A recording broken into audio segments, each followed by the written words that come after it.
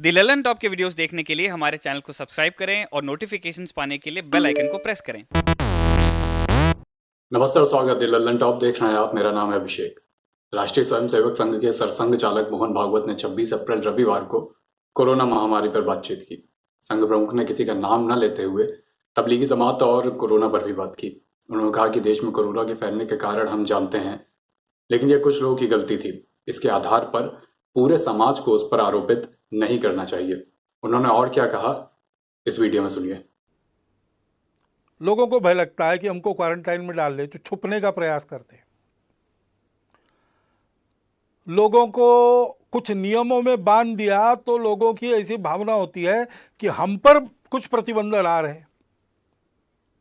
अब संघ ने अपने और मार्च में ही तय करके जून आखिर तक सारे कार्यक्रम बंद कर दिए। लेकिन किसी किसी को लग भी सकता है कि सरकार हमारे कार्यक्रमों पर प्रतिबंध कर रही इस निमित्त, और भड़काने वाले लोगों की कमी नहीं है। उसके कारण क्रोध पैदा होता है, क्रोध के कारण अविवेक होता है, फिर अतिवादी कृत्य होते हैं। हम जानते हैं कि इसका लाभ लेने वाली ताकत है और वो प्रयासरत है। जिस प्रकार इस कोरोना के बीमारी का फैलाव अपने देश में हुआ है, उसमें एक कारण यह भी है।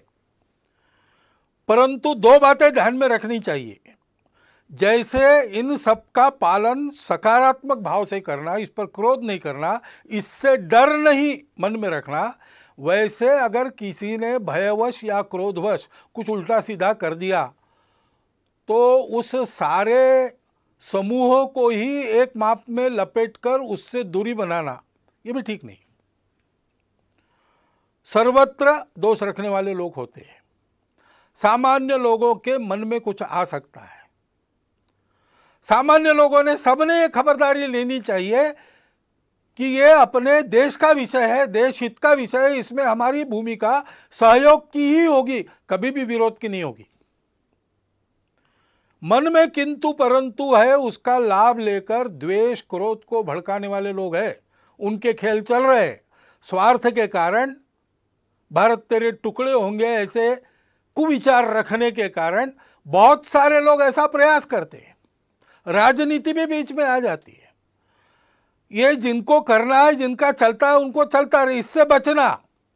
ये लोग अपना कुछ बिगाड़ न ले, इतनी सावधानी और इतना बल सजग जागृत रखना।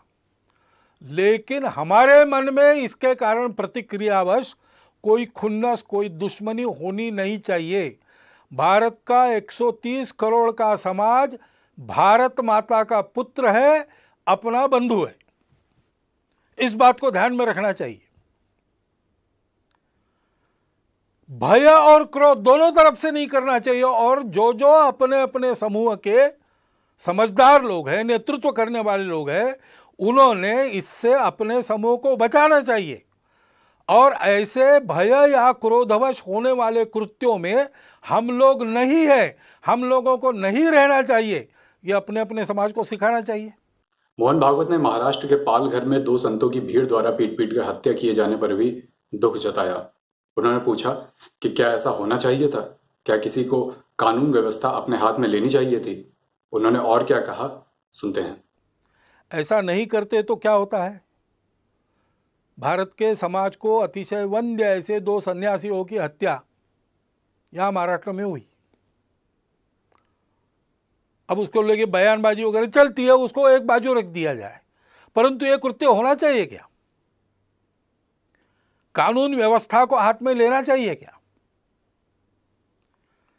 ऐसा जब होता है तो पुलिस ने क्या करना चाहिए? ये सारी बातें सोचने की बातें हैं। ऐसे संकट के घड़ी में और ऐसे मन में कुछ किंतु परंतु रहते हैं, रह सकते हैं, अपेक्षित नहीं है, स्वाभाविक है।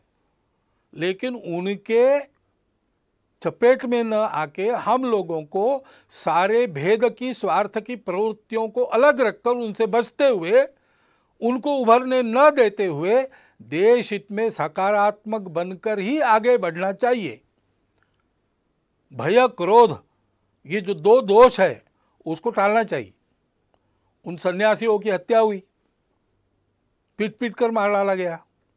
निरुपद्रवी लोग थे, किसी का कोई अपराध उन्होंने किया नहीं था। धर्म का आचरण करने वाले, धर्म का आचरण फैलाने वाले थे, मानव पर उपकार करने वाले लोग थे। उसका दुख हम सबके मन में है।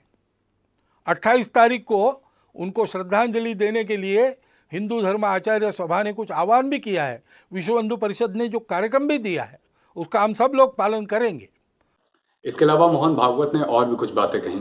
वो बोले कि एकांत में आत्म साधना, लोकांत में परोपकार, यही संघ का स्वरूप है।